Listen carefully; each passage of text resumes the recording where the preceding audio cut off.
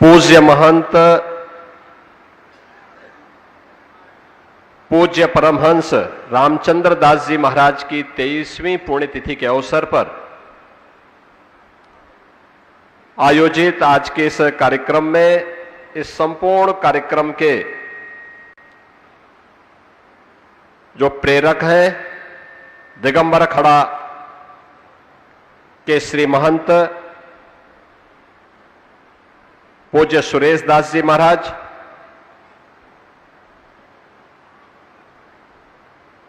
जिनके श्रीमुख से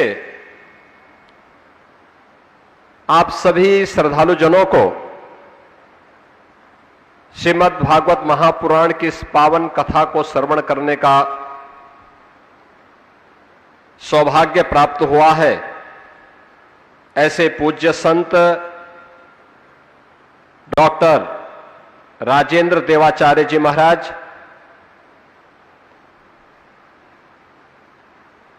पूज्य संत डॉक्टर राम कमल दास वेदांती जी महाराज,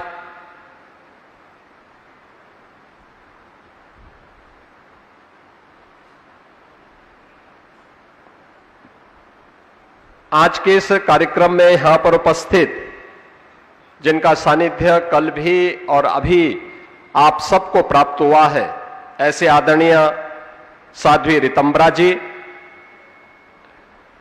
जगतगुरु राघवाचार्य जी महाराज, जगतगुरु विश्वेश रत्ने दास जी,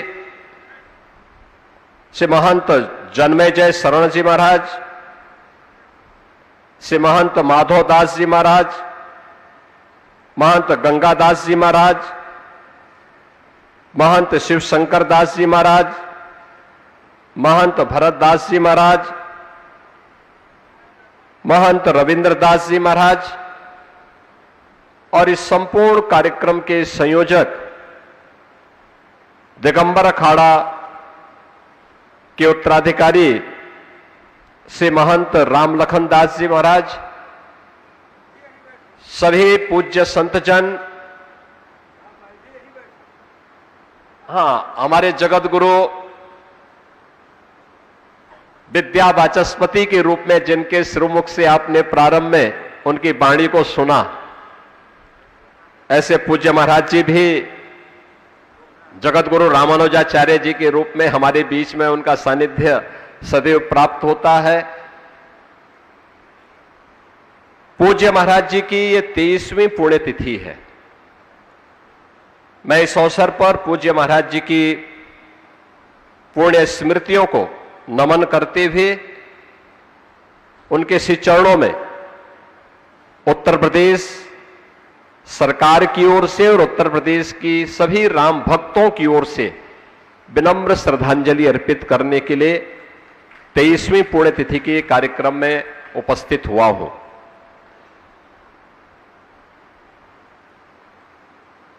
हम सब जानते हैं पूज्य परमहंस रामचंद्र दास जी महाराज के बारे में।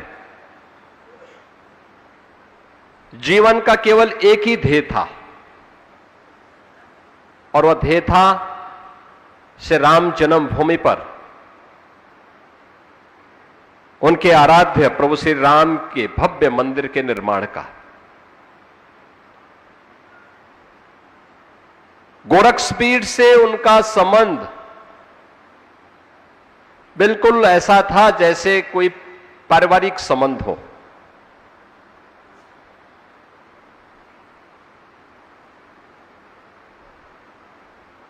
और वही सानिध्य लंबे समय तक उनका, अंतिम समय तक उनका मिलता रहा। श्री राम जन्मभूमि आंदोलन 1949 से लेकर के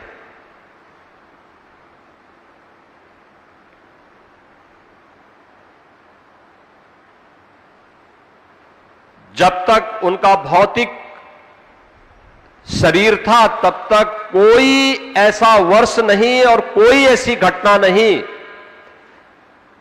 जिसमें उनकी प्रत्यक्ष भागीदारी न रही हो। से राम जन्मभूमि आंदोलन के लिए उनका पूरा जीवन समर्पित था। यह अक्सर होता है जब हम भारत की स्थिति के बारे में और भारत के अतीत के बारे में जानकारी लेते हैं, हमें बहुत कुछ जानने सीखने का एक अवसर मिलता है। बंधुओं, हम सब इस बारे में ध्यान रखें, इतिहास केवल पढ़ने और परीक्षा में प्रश्न पत्र का उत्तर देने का माध्यम नहीं होता है। इतिहास एक प्रेरणा भी होती है, एक सबक भी होता है।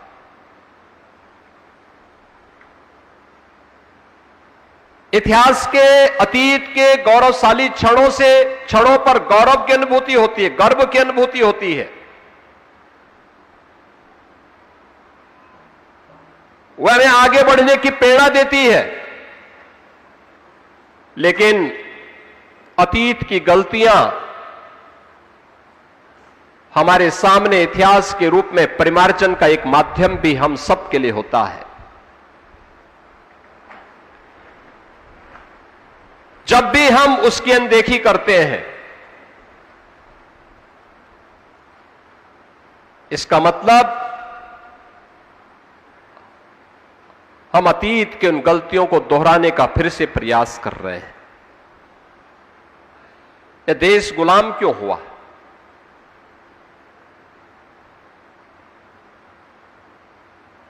हम 2026 में हैं।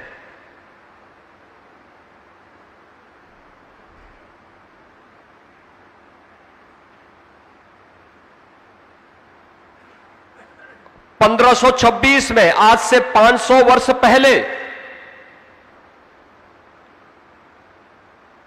आज का जो संभल है, इस संभल में श्री हरिहर मंदिर को तोड़ करके वहां पर एक गुलामी का ढांचा खड़ा कर दिया गया। 1528 में अगर उसकी प्रतिकार 1526 में एकजुट होकर के संभल में हुई होती तो कदाचित 1528 अयोध्या में दोहराने का दुस्साहस कोई ही नहीं करता।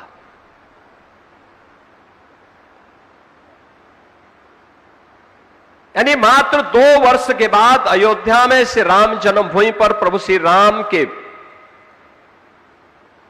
मंदिर को क्षतिग्रस्त करके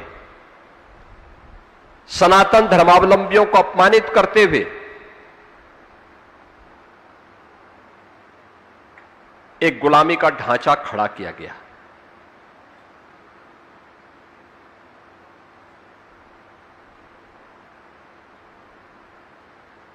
और सनातन धर्मावलंबी भी कभी मौन नहीं रहा, चुप नहीं रहा, विभाजित था, बटा हुआ था।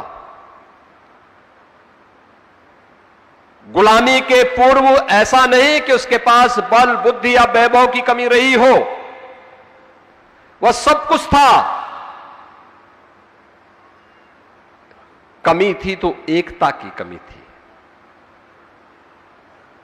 एक दिशा में, एक स्वर में, एक साथ चलने की कमी थी। हम बटे थे और इसीलिए तो कटे थे। बार बार यही प्रश्न खड़ा होता है। आज 14 अगस्त है।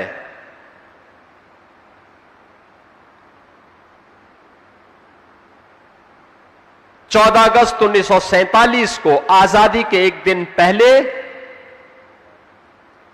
तब केवल हिंदू और सिख ही नहीं कटा था, तब भारत भी कटा था। आज से ठीक 79 वर्ष पहले।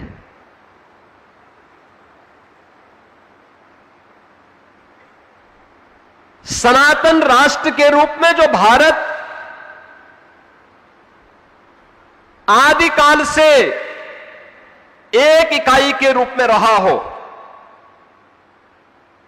वह भारत कटा तो हिंदू भी कटा।